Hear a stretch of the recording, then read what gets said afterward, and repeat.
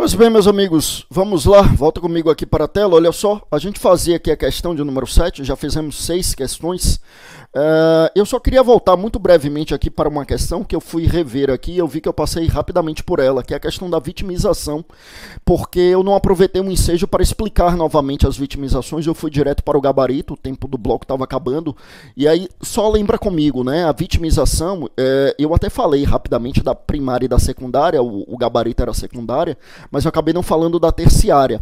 Lembra, a vitimização primária é o processo em que a pessoa é vítima propriamente dito, ou seja, é quando o criminoso pratica o crime contra aquela pessoa, ali é o processo de vitimização primária.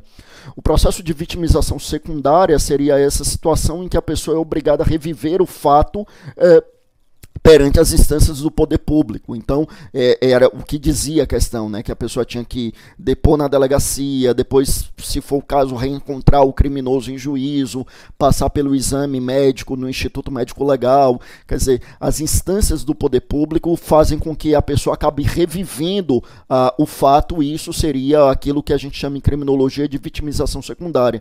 E teríamos um terceiro modelo da vitimização terciária, que seria aquela situação em que a pessoa é vitimada pelo meio social. Então ela passa a ser estigmatizada como a vítima do crime e tal, e a depender do tipo de crime, essa estigmatização ela é bastante pesada. Então são os processos de vitimização. Primário, que é processo de vitimização propriamente dito, no momento do crime, secundário, perante as instâncias do poder público, e o terciário, que é produzido pelo meio social. Tá? Eu acabei que passei rápido, porque o prazo do bloco estava acabando, mas assim, a gente pretende fazer muitas questões, mas temos que, obviamente, aproveitar para revisitarmos esses temas. Feito essa revisitação, agora sim eu volto aqui para a questão de número 7. E nessa questão de número 7, nós temos aí o seguinte: sobre a criminologia, é correto afirmar, e dessa vez prova é delegado de Polícia Civil do estado do Piauí, concurso 2018. Claro que vocês estão vendo que eu peguei todas as questões de criminologia de provas de delegado, né? Então vamos lá, a alternativa A diz assim, né? Diz que sobre a criminologia é correto afirmar, alternativa A, que o crime é um fenômeno social. Sim, o crime é um fenômeno social. A gente viu isso aqui desde o nosso primeiro encontro também. O crime, a criminologia estuda o crime como fenômeno social. Inclusive, é essa expressão que eu tenho utilizado desde o nosso primeiro encontro. Tá? Então, primeira alternativa correta. Olha a segunda alternativa. Diz que a criminologia estuda o crime, o criminoso, mas não a vítima. A gente sabe que está errado. Além do crime e do criminoso, estuda a vítima e também o controle social da criminalidade. Alternativa C diz que é uma ciência normativa e valorativa. Sabemos que não, é uma ciência empírica e interdisciplinar. Alternativa D diz que o crime é um fenômeno filosófico. Não, não é um fenômeno filosófico, né? Até pode ser considerado um fenômeno filosófico. Achei engraçada a expressão fenômeno filosófico para a criminologia. Até pode ser considerado sim um fenômeno filosófico. É que a questão diz que é para a criminologia. Para a criminologia, não. Quando a gente falou aqui do crime lá no nosso primeiro encontro, e eu disse aqui, olha, o crime ele pode ser estudado dentro de inúmeras perspectivas. A gente tem conceitos de crime que são dados pelo direito, pela criminologia, pela sociologia, pela filosofia, pela economia, pela psicologia. Então ele pode ser visto como um fenômeno filosófico sim, mas não pela criminologia. Pela criminologia ele é visto como um fenômeno social. E a última alternativa, meus amigos, que diz que não tem por base a observação e a experiência. A gente sabe que não. Ela é empírica, trabalha o método indutivo e tem como base exatamente a observação e experiência, né? Aliás, a ideia do empirismo é justamente fundada na ideia de observação e experiência, tá? Então, a alternativa correta é a primeira alternativa A, tá? Bom, questão agora de número 8. Veja comigo, prova agora de delegado de Polícia Civil do Estado de São Paulo, prova da VUNESP, concurso 2018, que diz assim: no que concerne às escolas penais, é correto afirmar que há. Então, primeira alternativa, a escola positiva entende que o crime deriva de circunstâncias biológicas ou sociais, tendo sido defendida por Feuerbach. Não. Veja que a ideia está correta, né? Realmente a escola positiva afirma que o crime deriva de circunstâncias biológicas ou sociais, só que ela não foi defendida por Feuerbach. Feuerbach era um dos grandes representantes da escola clássica. Eu comentei isso aqui no nosso primeiro encontro, quando eu dizia que Feuerbach na Alemanha e Carrara na Itália são os grandes responsáveis por pegar os ideais do iluminismo e e aplicarem na prática, redesenhando a dogmática penal. Tá? Então, Feuerbach ele é um dos representantes, juntamente com Carrara e Beccaria, ele é um dos grandes representantes daquilo que a escola positivista chamava de escola clássica. Né? Os positivistas se referiam a esses autores com a expressão escola clássica. Tá? Volte comigo aqui para a tela. Bom, que mais? Aí a alternativa C diz aqui, então... Perdão, eu pulei a alternativa B. Né? Diz que a escola clássica funda-se no livre-arbítrio e tem em Carrara um de seus maiores expoentes. Com certeza, alternativa correta. Né? Vamos ver se tem outra alternativa correta, mas a alternativa B a gente já sabe que está correta. Realmente, o fundamento da escola clássica era o livre-arbítrio, né? E essa era a grande diferença em relação à escola positivista, já que para os positivistas eles eram deterministas, ou seja, eles negavam o livre-arbítrio. E Carrara, juntamente com Feuerbach e juntamente com Beccaria, são os três grandes representantes da escola clássica. Né? Alternativa C, fala na escola lombrosiana. Só por aí a questão já está errada, porque nunca existiu uma escola lombrosiana. Lombroso foi um grande expoente da escola positivista. Tá? Só por aí já está errada, mas vamos terminar de ler a alternativa. Então diz que a escola lombrosiana acredita que o homem é racional e nasce livre, sendo o crime fruto de uma escolha errada, concepção hipotetizada por Lombroso e também por Ferri. Não, está errado, Ferri e Lombroso ambos são representantes da escola positivista e não defendem nada disso, né? Eles são deterministas, eles negam livre-arbítrio. A alternativa D, que diz que escola clássica entende que a pena é medida profilática de cura, pensamento difundido por Carmignani. Não, a escola clássica nunca defendeu essa ideia. Essa é uma ideia da escola da defesa social, né? Nada tem a ver com essa ideia da escola clássica, né? Bom, a última alternativa diz que a escola positiva nasce em contraposição às ideias de Lombroso, defende o naturalismo racional e tem em Garófalo um de seus doutrinadores.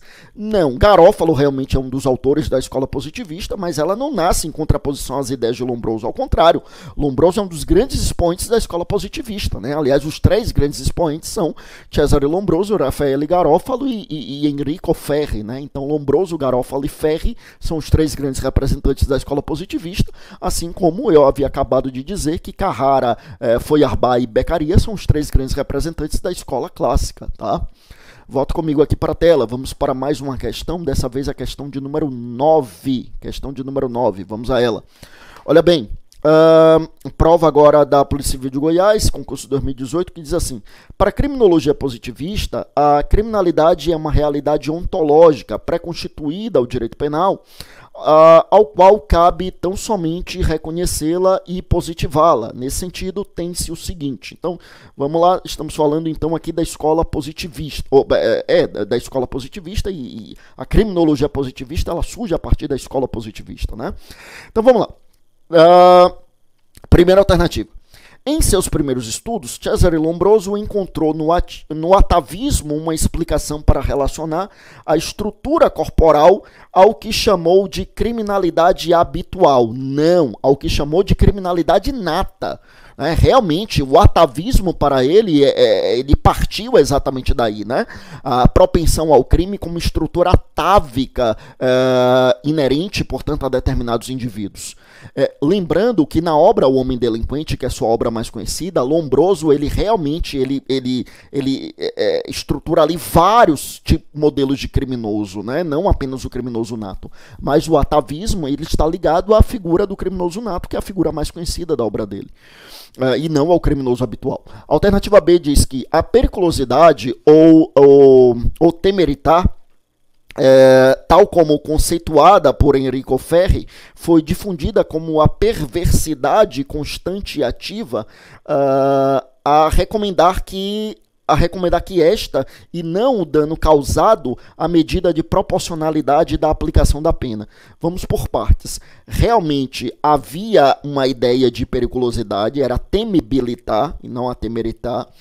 Essa ideia ela foi difundida por alguns autores, inclusive Ferri, mas ela não tinha essa relação com essa perversidade constante e ativa, e nem tinha relação com a proporcionalidade da aplicação da pena, mas sim com a a fundamentação na aplicação da pena, né? Quer dizer, o fundamento da aplicação da pena, e lembrando que a escola positivista trabalhava muito com a ideia de medida de segurança também. Então não é bem assim como está na questão, embora exista parcial correção aqui, mas não está totalmente correta, né? Essa definição de periculosidade não está de acordo com o que diziam os positivistas. Alternativa C, para Rafael Garofalo, a defesa social era a luta contra seus inimigos naturais, carecedores dos sentimentos de piedade e probidade. Sim, é isso mesmo, nós dissemos isso aqui, né? Que para Garofalo o crime era justamente a ausência desses sentimentos, a violação a esses sentimentos de solidariedade social, tais como a piedade e a probidade. Essa é a alternativa correta.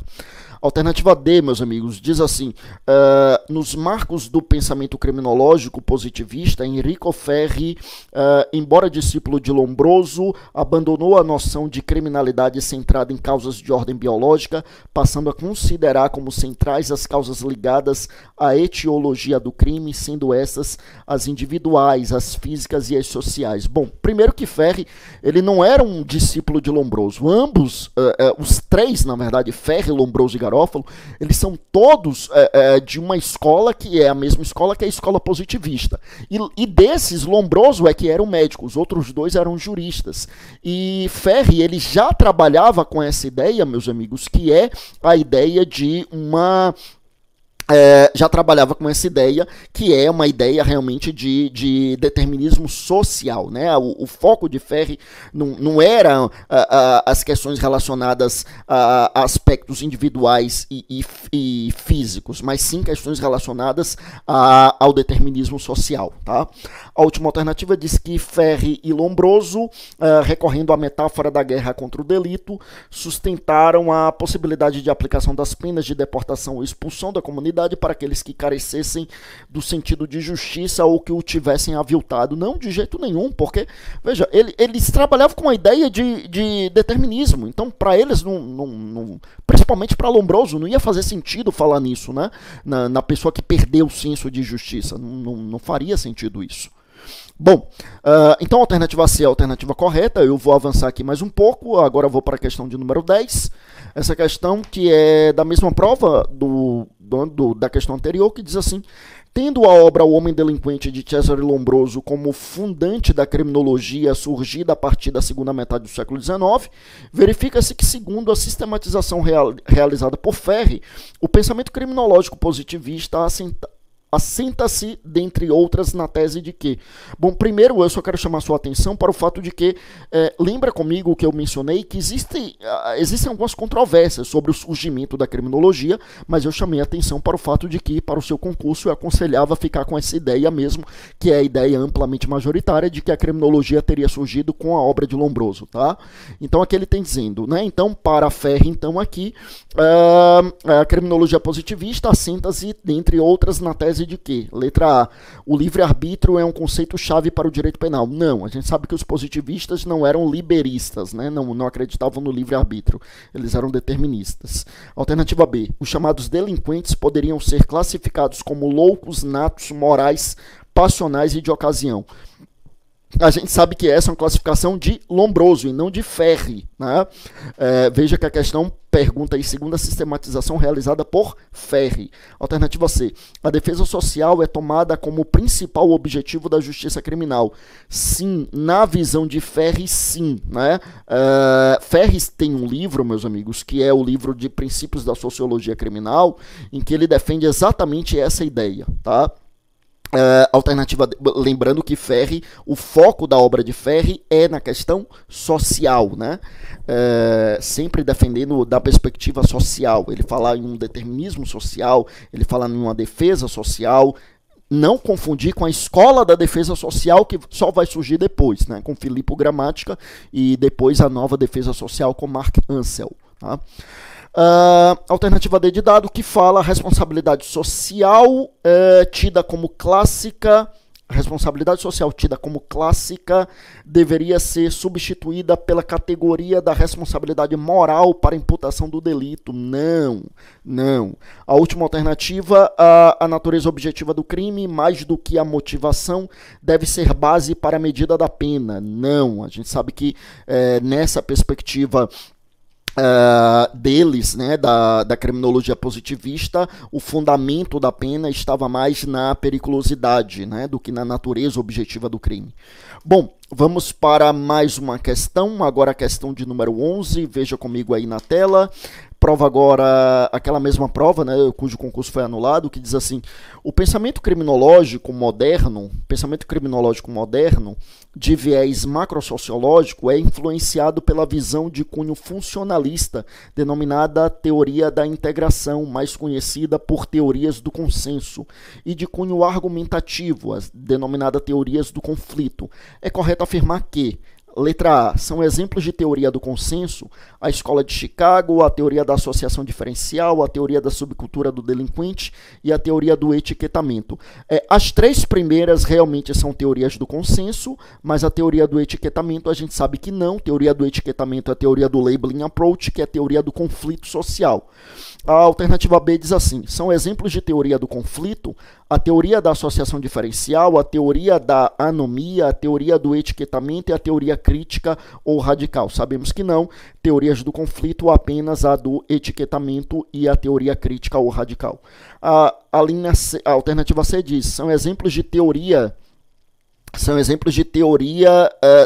do consenso, a Escola de Chicago, a teoria da associação diferencial, a teoria da anomia e a teoria da subcultura delinquente. Correto. Alternativa D de dados são exemplos de teoria do consenso, a teoria da associação diferencial, a teoria da anomia, a teoria do etiquetamento não e a teoria crítica ou radical não. Essas duas a gente sabe que são teorias do conflito. A última alternativa diz: são exemplos de teoria do conflito, a Escola de Chicago não, está errado, a teoria da associação diferencial não, a teoria da anomia não e a teoria da subcultura do delinquente não. Todas elas são teorias do consenso, tá? Então vejam que foi um tema que a gente trabalhou, inclusive no nosso encontro de hoje, essas teorias do consenso e do conflito. Vou para mais uma questão, meus amigos, questão de número 12 agora. Questão agora de número 12. Vamos lá, o que é que nós temos? Bom, os irmãos Batista, controladores da JBS, tiveram a vantagem indevida de quase 73 milhões de reais com a venda de ações da companhia antes da divulgação do acordo de delação premiada que veio a público em 17 de maio de 2017, conforme as conclusões do inquérito da Comissão de Valores Mobiliários. Ponto. O caso analisa eventual uso de informação privilegiada e manipulação do mercado por Joesley e Wesley Batista e quebra do dever de lealdade, abuso de poder e manipulação de preços pela FB Participações, Jornal Valor Econômico, 13 de agosto de 2018. Com relação à criminalidade denominada de colarinho branco, pode-se afirmar que a teoria da associação diferencial lembra que a teoria da associação diferencial ela tem como seu grande representante Edwin Sutherland, que é o criador da expressão crimes do colarinho branco, que é aquela que diz exatamente que o crime não é, entre aspas, privilégio de uma classe social, né? Quer dizer, o crime ele é perpetrado nas classes sociais mais abastadas também, tá? Bom, então, dito isso, então a alternativa A diz assim, que a teoria da associação diferencial, letra A, sustenta como causa da criminalidade do colarinho branco a proposição de que o criminoso de hoje era a criança problemática de ontem. Não, isso não está na ideia da associação diferencial. A associação diferencial é aquela que trabalha com a ideia de que a pessoa se associa ao comportamento desviante. Ela tem contato com o comportamento desviante, ela aceita o comportamento desviante, ela se associa ao comportamento desviante e não tem alusão aos fatos ocorridos na infância, né, de criança problemática ou algo que o valha. Alternativa B diz que entende que o delito é derivado de anomalias no indivíduo, podendo ocorrer em qualquer classe social. Não são anomalias no indivíduo, porque o foco aqui, veja que aqui a teoria da associação diferencial é uma das teorias do consenso, que é uma das teorias macrosociológicas. Então as questões são de caráter social. Então aqui na alternativa B, quando diz que o delito é derivado de anomalias no indivíduo, não é a teoria da associação diferencial. A alternativa C diz que sustenta que o crime está concentrado na classe baixa, sendo associado estatisticamente com a pobreza. É justamente o contrário do que eles dizem, né? A alternativa D sustenta que a aprendizagem dos valores criminais pode acontecer em qualquer cultura ou classe social. Sim, essa alternativa D é a alternativa correta, é isso mesmo.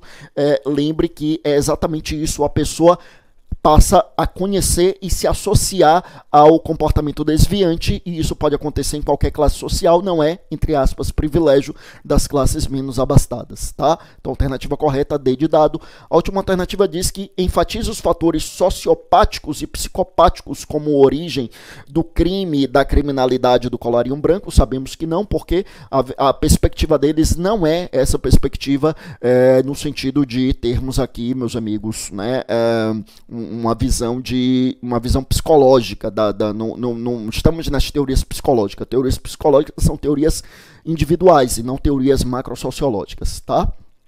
Bom, vou avançar aqui, vou para mais uma questão de número 13. Questão de número 13, então, meus amigos, que vem, diz assim,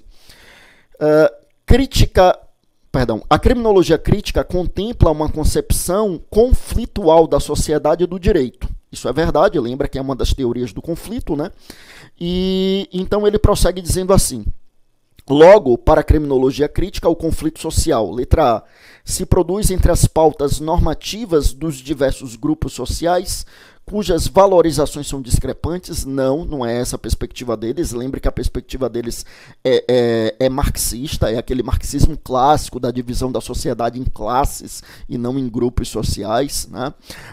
Na alternativa B, é funcional porque assegura a mudança social e contribui para a integração e conservação da ordem do sistema. Não é teoria do consenso, é teoria do conflito. Alternativa C, é um conflito de classes, agora sim, sendo que o sistema legal é um mero instrumento da classe dominante para oprimir a classe trabalhadora. Exatamente, né? É a visão marxista. Quer dizer, vê a sociedade como um conflito de classes. Aliás, Marx dizia isso, né? Que a história da humanidade é a história da luta entre as classes, e o direito, o sistema punitivo como um todo, é tudo um instrumento mantenedor de privilégio de classe, ou seja, para oprimir a classe trabalhadora, né? O proletariado, como dizia Marx no século XIX. Então, a alternativa C é a alternativa correta. Basta lembrar que a teoria crítica é uma teoria de viés marxista. A alternativa D de dado diz assim: representa a própria estrutura e dinâmica da mudança social, sendo o crime produto normal das tensões sociais. Não, quem normaliza o crime, quem vê o crime como fenômeno normal, é a teoria da anomia, né? Aliás, não a teoria da anomia como um todo, particularmente de Durkheim, né? A última alternativa que diz assim: expressa uma realidade patológica inerente à ordem social. Não é essa a questão, tá? A alternativa C que é a alternativa correta. Bom, vamos agora para a questão de número 14, né? Prova da Polícia Civil do Estado da Bahia, que diz assim: no tocante às teorias da subcultura delinquente e da anomia, assinale a alternativa correta. Então vamos lá. Bom, nessa questão de número 14, a alternativa A diz: uma das principais críticas às teorias da subcultura delinquente é a de que ela não consegue oferecer uma explicação generalizadora da criminalidade, havendo um apego exclusivo a determinado tipo de criminalidade, sem que tenha uma abordagem do todo. Interessantíssimo, está correto, é exatamente isso. Uma das críticas a essa teoria da subcultura delinquente é exatamente o fato dela analisar culturas de grupos específicos e, portanto, você consegue identificar as causas da criminalidade naquele grupo específico. Eu citei o exemplo aqui dos estudos que foram feitos em corporações policiais, mas que o estudo originário de Merton era um estudo, de Cohen, era um estudo exatamente, né? Merton era da teoria da anomia, né? O estudo de Cohen era exatamente nos jovens de classe baixa. Quer dizer, você faz uma análise das causas da criminalidade, mas em grupos sociais muito específicos, tá? Então essa alternativa aqui está correta. A alternativa B diz assim: a teoria da anomia sob a perspectiva de Durkheim, define-se a partir do sintoma do vazio produzido no momento em que os meios socioculturais não satisfazem as expectativas culturais da sociedade, fazendo com que a falta de oportunidade e a prática de atos irregulares para atingir os objetivos almejados. Em verdade, meus amigos, vejam, na perspectiva de Durkheim, ele normaliza o crime, ele vê o crime efetivamente como um fenômeno normal, natural, que faz parte da vida social, né? Então não é essa questão do crime como um desvio, como algo nesse sentido, como coloca a alternativa B de bola. A alternativa C diz assim: a teoria da anomia sob a perspectiva de Merton define-se a partir do momento em que a função da pena não é cumprida. Por exemplo, instaura-se uma disfunção do corpo social que desacredita o sistema normativo de condutas, fazendo surgir a anomia. Portanto, a anomia não significa ausência de normas, mas é enfraquecimento do seu poder de influenciar condutas sociais. Também uma questão extremamente interessante. Vejam, o que é que a gente tem? Ele trabalha aqui a teoria da anomia na perspectiva de Merton, né? E aí ele diz, então, define-se a partir do momento em que a função da pena não é cumprida. Por exemplo, instaura-se uma disfunção no corpo social. Em verdade, quando a gente fala nessa perspectiva dentro da teoria da anomia, né, quando a gente fala aqui de Merton, vai muito além, meus amigos, da questão relacionada à pena. Vai muito além. A anomia, assim, a ausência de norma, e aí, como eu dizia, não apenas a ausência de norma propriamente dita, mas a ausência de efetividade, de obrigatoriedade, de compulsoriedade, a norma que não é aplicada, mas vai muito além da questão relacionada à pena, muito além da questão relacionada à sanção penal, à sanção criminal. Então, para ele, a questão não é exclusivamente na questão da sanção penal. Esse é apenas um dos reflexos, mas diz respeito a todo o sistema social. A ausência de observância da norma em relação a todo o sistema social. Tá? Bom, a próxima alternativa diz assim: o utilitarismo da ação é um dos fatores que caracteriza a subcultura delinquente sob a perspectiva de Albert Cohen. Na verdade, Cohen é realmente a grande referência da subcultura delinquente, mas como a gente viu, o foco da subcultura delinquente não é esse, né? O foco da subcultura delinquente é exatamente a questão da observância de uma cultura de determinados grupos e que é capilarizada pelo fato de a cultura dominante não chegar até eles, né? E aí eles normalizam determinados crimes que são comuns, que ocorrem no dia a dia da vivência daqueles grupos específicos. E o último, o sentimento de impunidade vivenciado por uma sociedade é antagônico ao conceito de anomia identificado sob a ótica de Durkheim. Não é antagônico ao conceito de anomia, né? Porque o sentimento de impunidade ele justamente traz essa ideia de que a norma a regra não é cumprida, a norma não é cumprida, enfim, então não dá para dizer que é antagônico. Bom, vou avançar, meus amigos, né? Vou avançar. Vou para mais uma questão, ainda dá tempo de mais uma questão, agora a questão então de número 15. Veja comigo aqui, questão de número 15, o que é que nós temos aqui? Olha bem, João nutria grande desejo por sua colega de turma, Estela, mas não era correspondido. Então, João tinha um grande desejo por sua colega de turma, mas não era correspondido. Esse desejo transformou-se em ódio e fez que João planejasse o estupro e o homicídio da colega.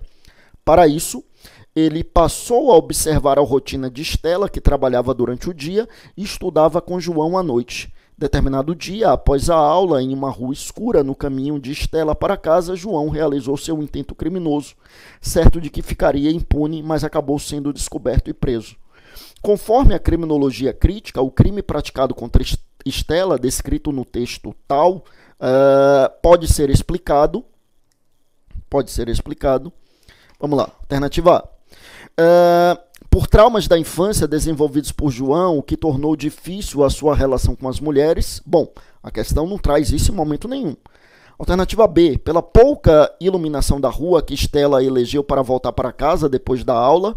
Bom, se a gente voltar um pouquinho lá na questão, a questão diz, né, conforme a criminologia crítica, o crime praticado contra Estela, descrito no texto. Então, vamos avançar. Tá? Alternativa C, pelo comportamento imprudente de Estela, que no período noturno andava sozinha na rua mal iluminada, também não. Alternativa D, pela existência de alguma característica inata de João, veja, não tem nada a ver, característica inata não tem nada a ver com a criminologia crítica. A última diz, por multifatores, como uma cultura misógina que desvaloriza as mulheres e que legitima sua punição quando não forem atendidos os interesses e os desejos masculinos.